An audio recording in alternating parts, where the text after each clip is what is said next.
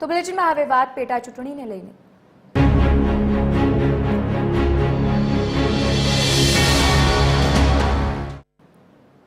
વડોદરા જિલ્લાની 258 ગ્રામ પંચાયતોની ચૂંટણી 22 જૂને યોજાશે। કલેક્ટર તંત્ર દ્વારા ગ્રામ પંચાયત ચૂંટણીને લઈને કવાયત હાથ ધરવામાં આવી છે। વડોદરા જિલ્લામાં 5 લાખથી વધુ મતદારો મતદાન કરવાના છે। સંવેદનશીલતા મતદાન કેન્દ્રો પર વિશેષ બંદોબસ્ત ગોઠવાશે। 5000 જેટલા કર્મચારીઓ ચૂંટણીમાં ફરજ બજાવવાના છે।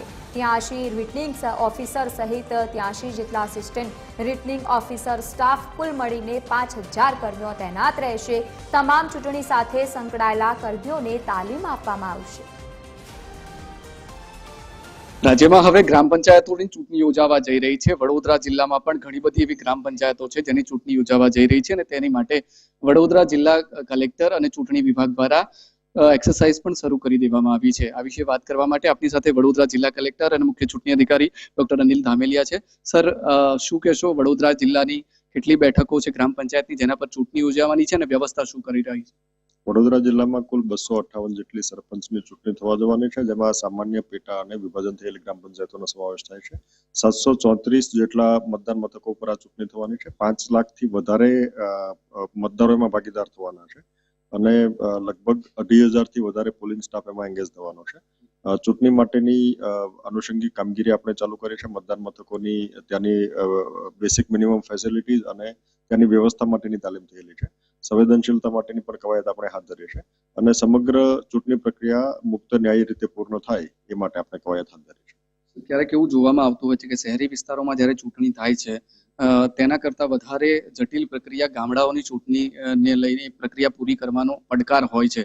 તો ગ્રામ્ય વિસ્તારોમાં આ વખતે જ્યારે ચૂંટણી થવાની છે ગ્રામ પંચાયતની, પોલીસ બંદોબસ્ત કઈ રીતનો રહેશે અને કોઈ પણ પ્રકારની એવી ઘટના ન બને જેથી કરીને ચૂંટણી પર અસર પડે તે માટેની શું વ્યવસ્થા? સામાન્ય રીતે સ્થાનિક સંવેદનશીલતાને ધ્યાનમાં રાખીને આપણે એ માટેનું આયોજન પણ કર્યું છે। ભૂતકાળના ઇલેક્ટોરલ ઓફેન્સ થયેલા હોય, અન્ય કોઈ ત્યાં બાબતો ધ્યાનમાં આવેલી હોય, અનિયમિતતાઓ ધ્યાનમાં આવેલી હોય, મતદાનની ટકાવારી, એક પક્ષે થયેલું મતદાન, એ તમામ બાબતોને ધ્યાનમાં રાખીને સ્થાનિક કક્ષાએ સંવેદનશીલતા નક્કી થશે અને એ મુજબ આપણે પોલીસ ડિપ્લોયમેન્ટ કરીશું।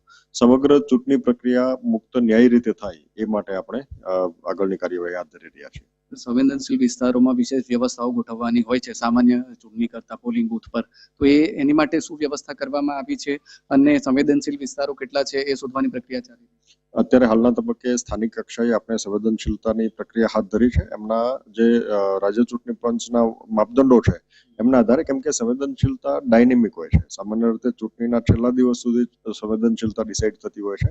કેન્ડિડેટ ફોર્મ ભરે ત્યાર પછી પણ સંવેદનશીલતા બદલાતી હોય, એટલે તમામ પાસાઓને ધ્યાનમાં રાખીને આપણે સંવેદનશીલતા નક્કી કરીશું। ત્યાર પછી ત્યાં પોલીસ ડિપ્લોયમેન્ટ હોય, અન્ય ઓબ્ઝર્વેશનની પ્રક્રિયા હાથ ધરવાની હોય, સીસીટીવી કેમેરાની આવશ્યકતા હોય, એ તમામ પાસાઓને ધ્યાનમાં રાખીને આપણે એ મુજબનું ડિપ્લોયમેન્ટ પણ ત્યાં કરીશું। જે દિવસે મતદાન થશે અને ત્યારબાદ ગણતરી થશે, આ પ્રક્રિયા દરમિયાન કેટલો સ્ટાફ આપણો જોડાયેલો રહેશે ત્યાં? સમગ્ર ચૂંટણી પ્રક્રિયા દરમિયાન આપણે લગભગ 5000 થી વધારે સ્ટાફ ડિપ્લોય કરવાના છીએ। Thank you sir. આ હતા વડોદરા જિલ્લા કલેક્ટર। તેમનું કહેવું છે કે જે રીતે ન્યાયિક અને મુક્ત વાતાવરણમાં ચૂંટણી થાય તે પ્રકારની તમામ વ્યવસ્થાઓ ગ્રામ પંચાયતની ચૂંટણી દરમિયાન કરવામાં આવશે। વડોદરાની વાત કરવામાં આવે તો વડોદરા જિલ્લામાં 258 જેટલી જે ગ્રામ પંચાયતો છે ત્યાં ચૂંટણી પ્રક્રિયા યોજાશે અને વડોદરા જિલ્લા અને ચૂંટણી વિભાગનો 5000 થી પણ વધુનો સ્ટાફ આ પ્રક્રિયામાં જોડાશે। વિશેષ કરીને સંવેદનશીલ જે મતદાન મથકો છે ત્યાં ખાસ અને વિશેષ બંદોબસ્ત ગોઠવવામાં આવશે। તેને લઈને પણ વડોદરા જિલ્લા કલેક્ટર વિભાગ દ્વારા તૈયારીઓ શરૂ કરી દેવામાં આવી છે। કેમેરામેન જિગ્નેશ સોલંકી સાથે અમિત ઠાકોર, TV13 ગુજરાતી, વડોદરા।